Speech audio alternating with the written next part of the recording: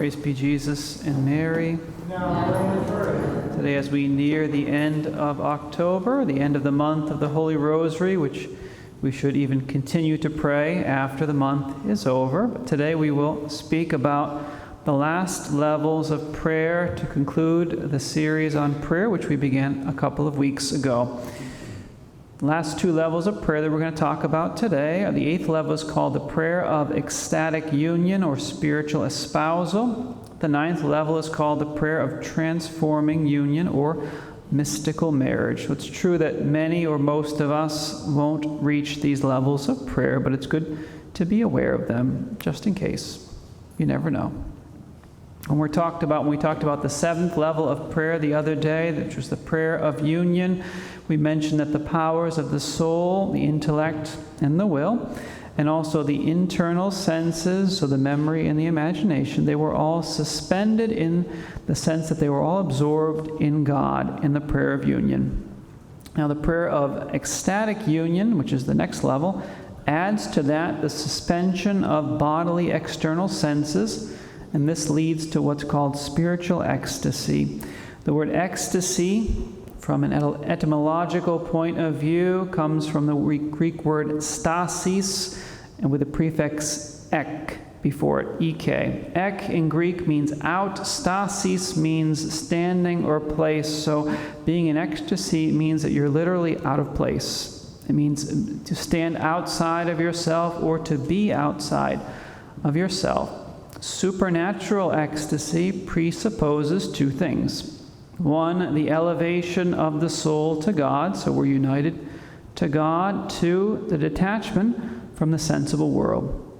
So it's a sublime absorption of the soul in God, which causes the suspension or the operations of our senses. In this case, the external senses, not just the internal ones. As an external phenomenon, the prayer of ecstasy consists in a gentle and progressive swooning, which ends in a complete alienation of the senses. Again, the soul becomes a stranger to its body, to put it in simple terms. The ecstatic person doesn't see or hear or feel anything, but they're not dead, they're not asleep. Looking at them, usually they have a radiant expression on their face as if they've been brought to another world, and they can very easily become agile or levitate off the ground.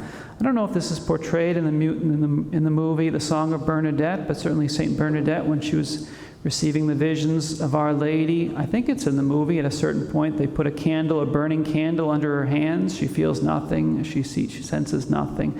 Why? Because she was in this prayer of ecstatic union. She was completely alienated from her body. If the ecstasy in prayer is a perfect and complete one, then it's useless to call the person, to shake them. It's useless to try to bring them back to their senses. The only way that they're going to actually return to consciousness is to be commanded to do so by a person in authority, either a confessor or a spiritual director or maybe even a parish priest, for example.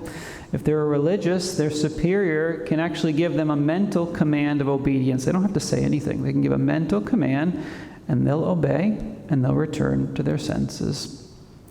There are three possible causes for the state of trance which we're describing here. So it's either a supernatural cause, which is what we're talking about, the prayer of ecstasy, or it's a preterantural or diabolic cause, or it can be a purely natural cause. And supernatural ecstasy can be either prophetic or mystical. What's the difference between that? Prophetic and mystical. Prophetic ecstasy is usually accompanied by alienation of the external and internal senses so that the faculties won't obstruct or disturb the supernatural action of God by their own images. So prophetic ecstasy is called a gratia gratis data, which means it's a grace freely given, and it doesn't necessarily mean that the person who receives it is actually in God's grace. Not necessarily. Someone who's a sinner, who's not in God's grace, can actually receive this, believe it or not.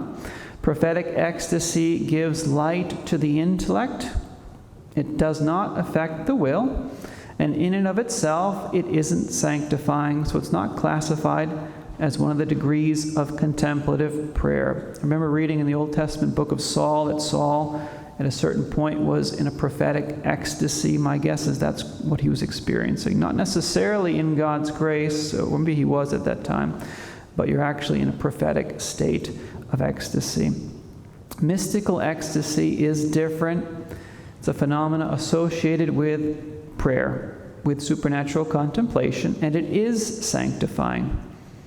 Its essential note is that the intimate union of the soul with God is accompanied by the alienation of the senses, as we already explained. Without the intimate union of the soul with God, the suspension of the senses is nothing more than a type of sleep.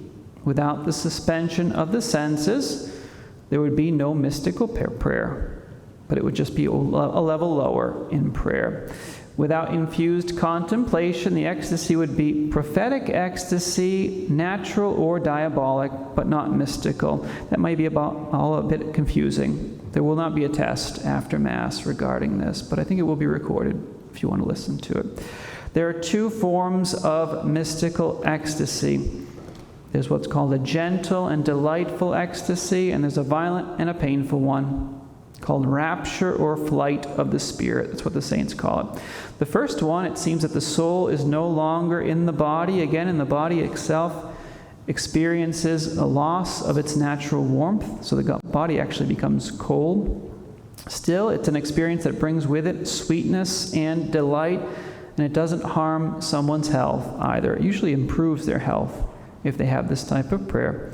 The violent, painful ecstasy brings with it a very intense bodily suffering, which is almost unbearable. It sometimes happens that the body becomes completely cold and appears almost as if dead.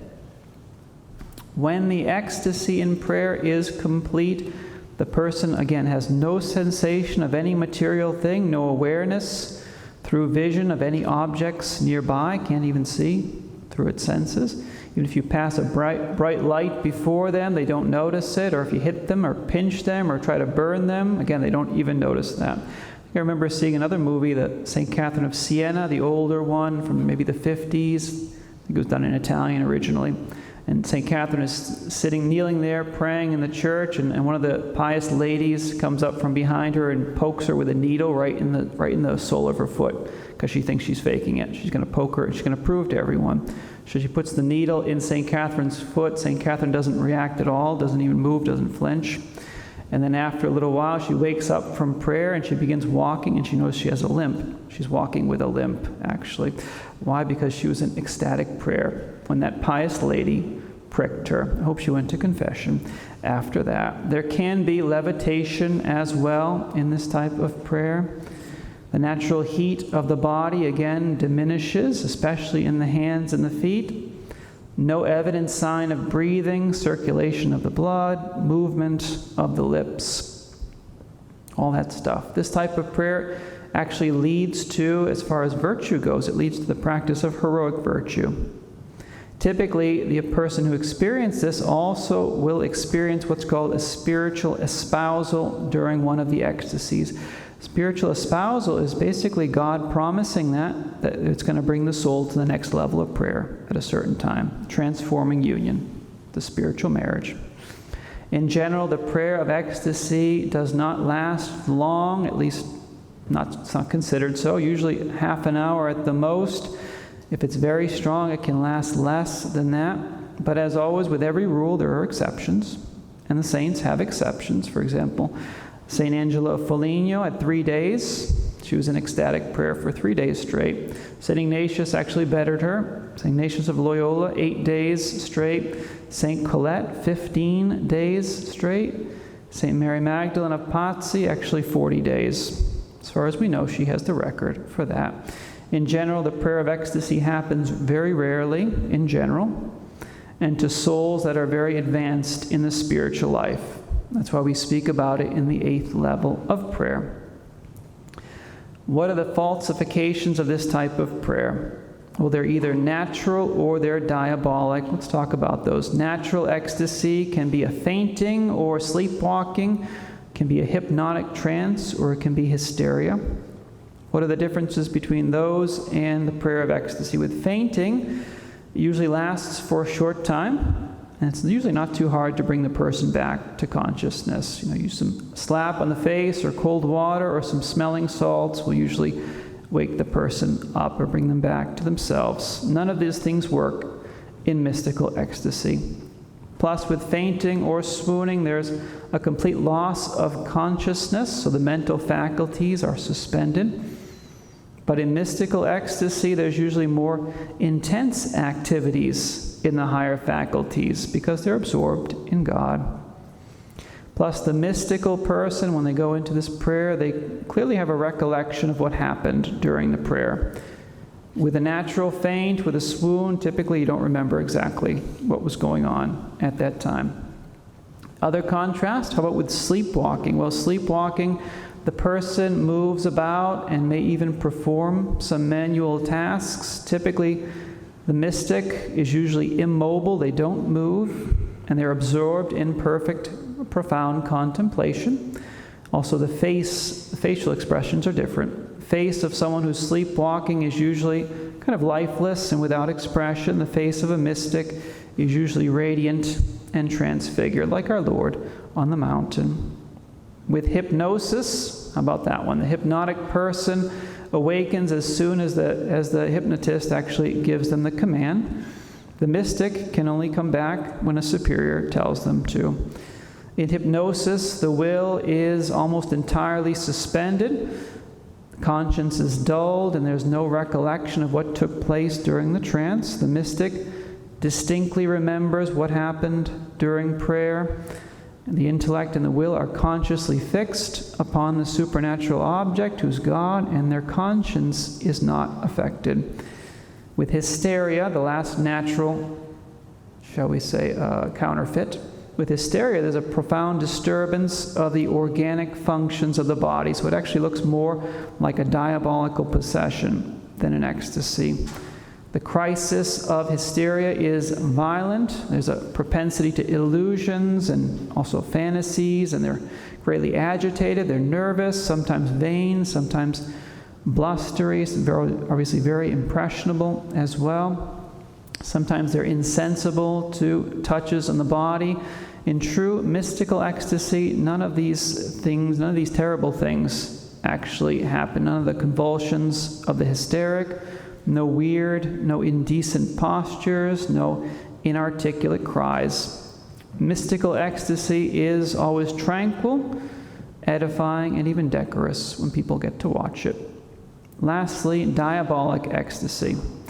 Diabolic is much easier to distinguish from mystical ecstasy.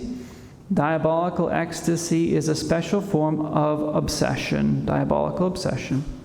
The devil cannot reach directly or indirectly influence. He cannot reach or directly influence the human intellect and the will. Indirectly, he can, but he can control the activity of internal and external senses.